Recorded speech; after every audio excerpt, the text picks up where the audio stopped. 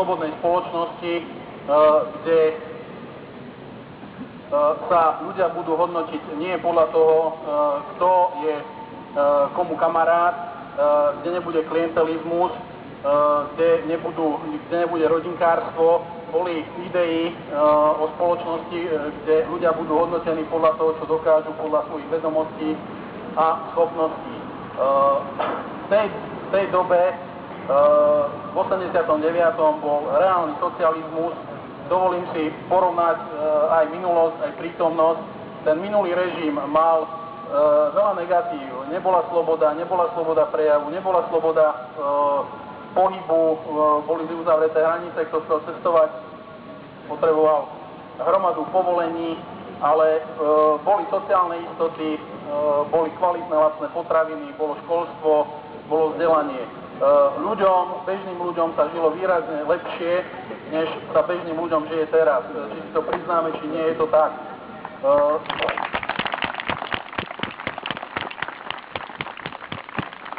Čo ľudia vtedy chceli, aby ten systém, ktorý mali, ostal zachovaný, ale aby sa do spoločnosti dostalo viac slobody. Za to sa pred 23 rokmi štrngalo kľúčky na námestiach.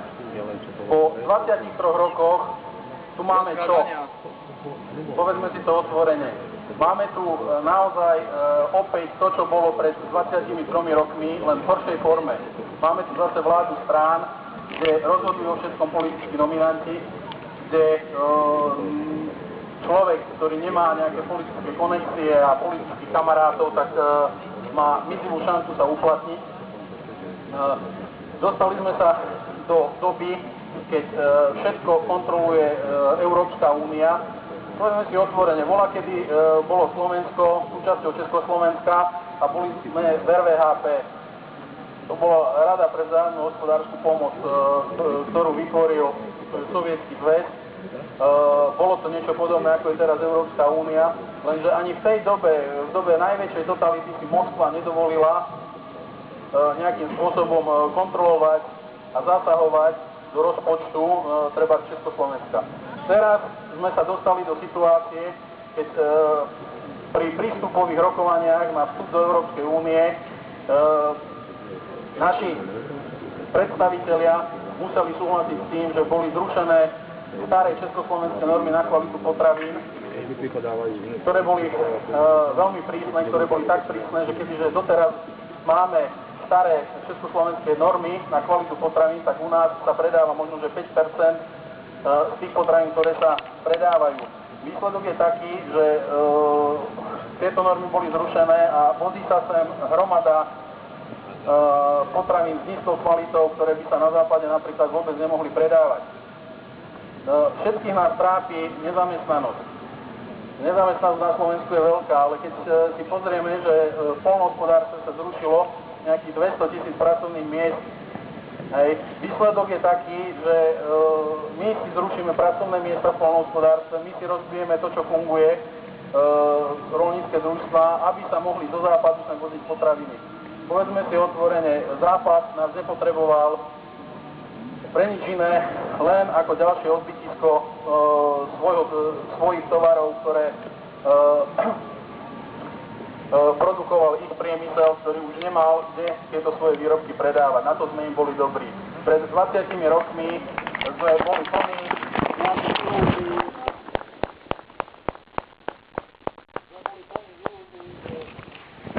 Teraz sa otvoríme západu, západ sa otvorí nám, že skončí napätie, skončí studená vojna, že ľudia budú brat bratom, budú bratmi a sestrami, že západ nás príjme medzi seba.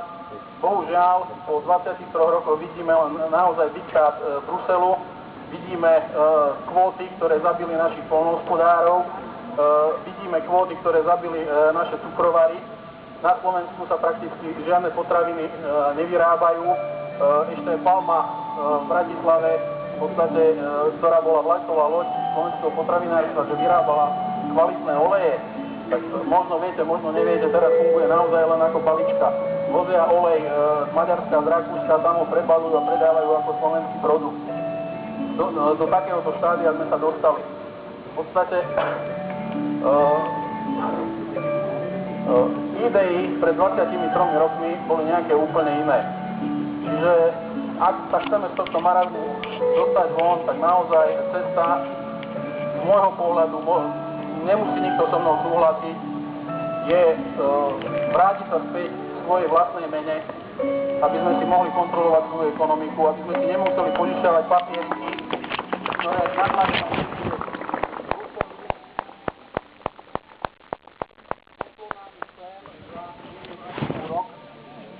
aby sme my tieto papieriky používali na výmenu tovaru služieb, aby sme používali tieto papieriky na tok, na ekonomické toky vo vnútri nášho hospodárstva.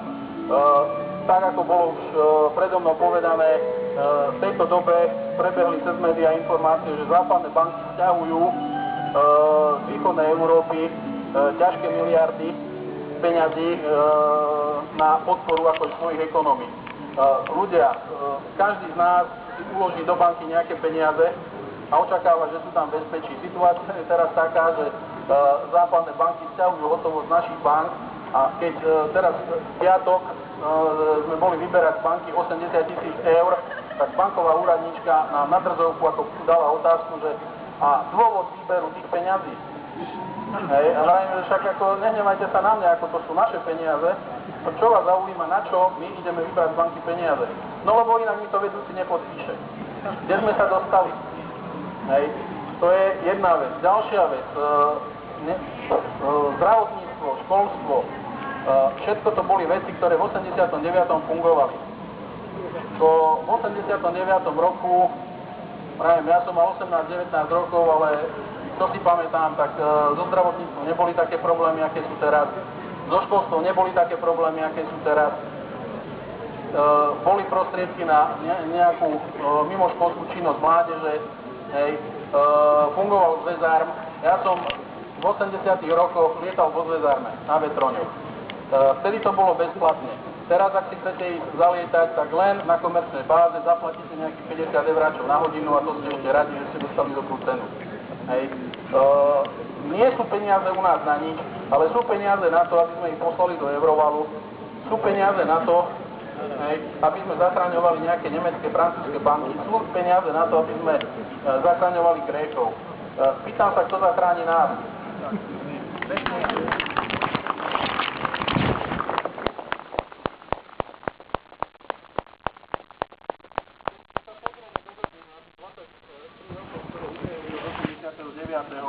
Tak zistíme, že čo sa udialo. Spoločnosť je slobodnejšia. Áno, v niečom spoločnosť slobodnejšia je. Dostali sme voľnosť pohybu, čiže cestovať sa môže, ale zase teraz zoberiem to z opačnej strany, cestovať sa môže, ale koľko obyčajných ľudí na to má peniaze. Hej. Myslím si, že až tak veľa im není. Je sloboda prejavu? Áno, je sloboda prejavu, každý si môže povedať, čo chce, ale pokiaľ nejaký novinár povie to čo s čím sa nestotožňuje ako jeho redakcia, tak ho prepustia. Hej, keď niekto verejne povie akože, svoj názor, tak naozaj s veľkou pravdepodobnosťou bude médiami označený za extrémistu, fašistu, anarchistu, ale nejakého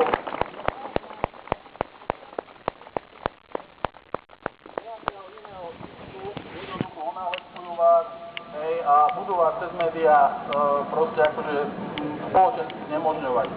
Čiže zase ako to, že v 89. sme chceli nejakú slobodu prejavu, tak nie som pevne presvedčený, že sa to podarilo dosiahnuť.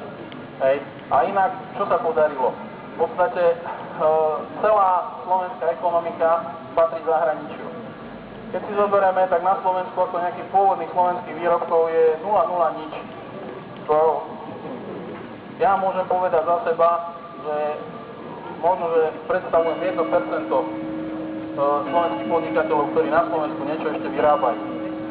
Všetko ostatné, ako vyrábajú, všetky ostatné firmy sú zahraničné. Funguje tu, čo je pre mňa absolútne nepochopiteľné, nenormálna preferencia cudzincov a totálna degradácia domácich. Keď si spomeniete, čo bolo v médiách, že dotácie na pracovné miesta. Hej. Keď nejaký Samsung dostane 50 alebo 60 000 eur na vytvorenie nejakého pracovného miesta, že zamestná 1000 ľudí, tak ak by som ja dostal teraz 50 000 eur na jedného zamestnanca, no tak tiež vytvorím 1000 pracovných miest, veď akože tam je povinnosť, že vytvoriť nejaké pracovné miesta a udržať ich 3 roky. Tak za tie 3 roky akože niektorí naši ľudia zametajú na meste za tie peniaze, keď je to zadarmo. A čo ešte viac, tieto dotácie deformujú podnikateľské prostredie, pretože tí, ktorí tie dotácie dostanú, sú vo veľkej konkurenčnej výhode pred tými, čo ich nedostanú. Čiže zase je to ako nefér. A keď si pozrieme našu ústavu, ústava hovorí, že nikto nesmie byť diskriminovaný. Aj? Diskriminácia ekonomická tu prebieha. Čo ďalej sa tu deje?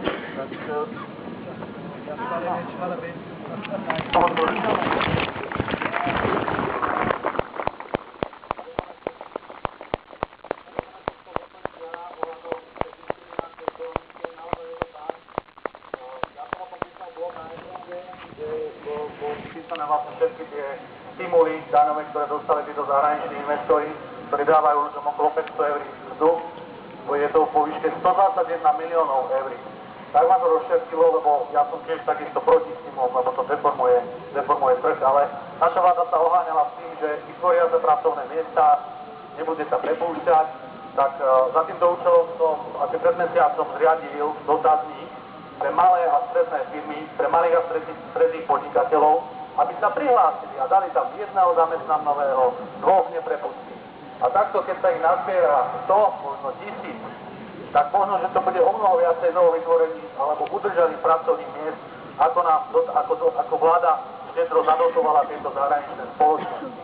Len tak pre zaujímavosť, beží to asi 2-3 týždne, je tam vyše 100 firiem už prihlásených v tom dotazníku a tak už je viac ako 2000 pracovných miest, ktoré sa udržia alebo novovytvoria od týchto 100 subjektov. Keď to bude takto pokračovať, ešte môže týždeň, 2, tak sa tam nazbiera možno, že 5000 pracovných miest. A práve vtedy pôjdem na vládu a budem žiadať daňové stimuly pre týchto malých a stredných podnikateľov.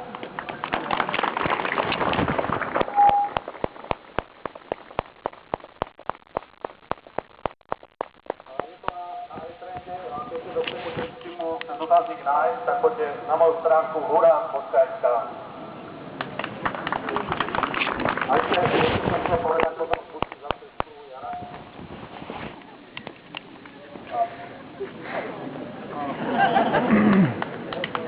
Ešte niekoľko myšlienok.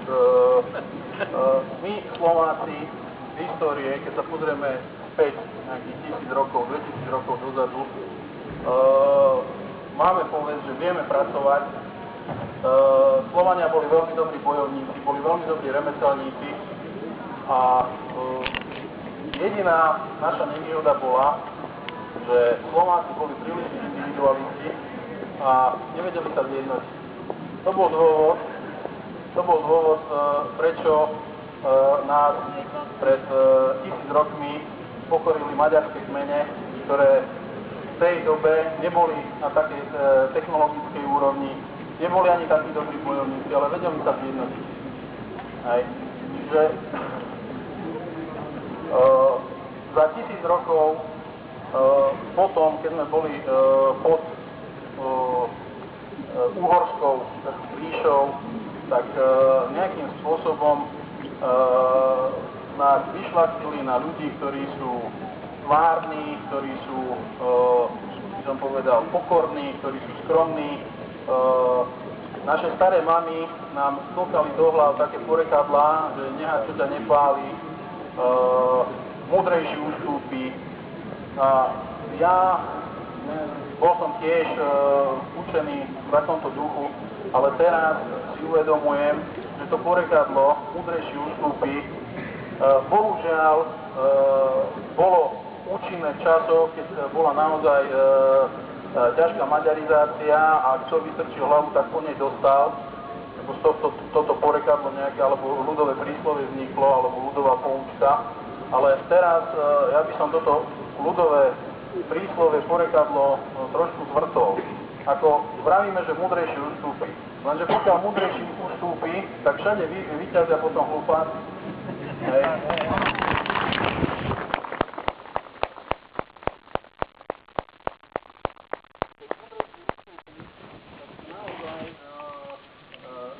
K moci sa dostávajú tí, ktorí si tú moc z morálneho hľadiska nezaslúžia.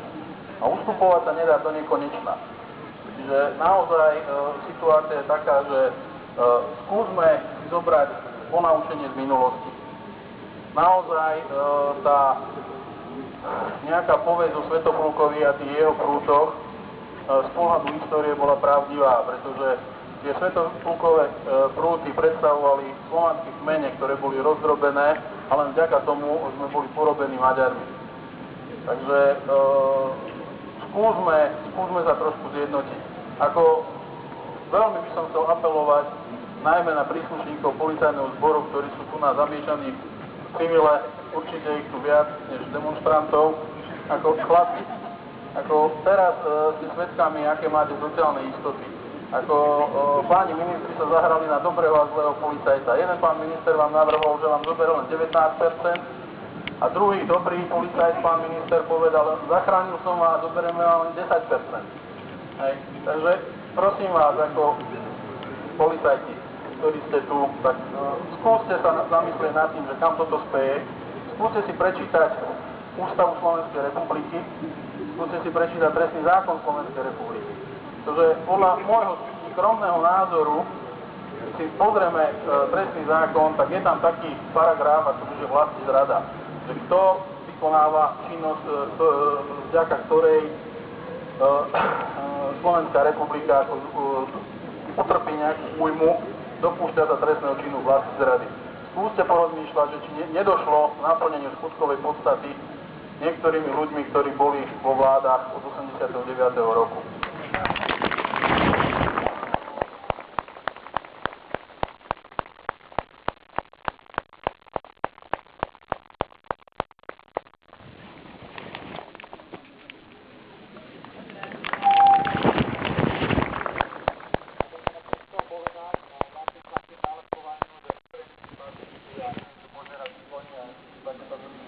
Ľuďom, ktorí chcú otvoriť oči tomuto národu, neverte tomu. Tak ako neexistuje lavica a pravica, lebo zoberme si, že napríklad taký Fico sa označuje za lavicového, ale keď bol u moci, tak neznižil DPH na 10%, aj keď sluboval.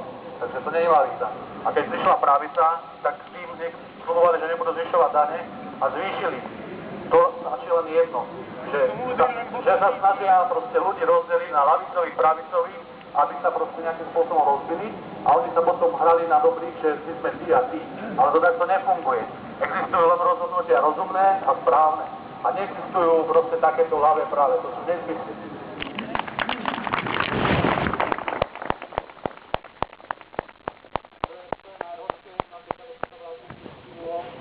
Jeden z oznakov fašizmu bolo, že sa vždy preferovali isté skupiny podnikateľov. To, čo robí vláda, to, čo robí Európska únia, to je jasný znak fašizmu.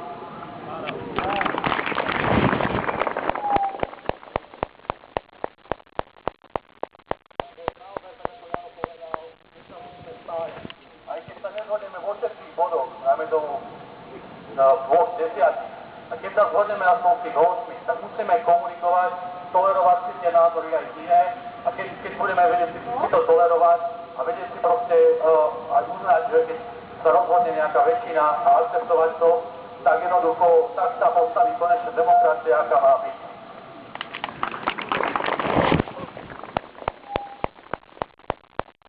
Toto je vlastne začiatok. A budeme pokračovať, pokiaľ nezvíťazíme. Ďakujem.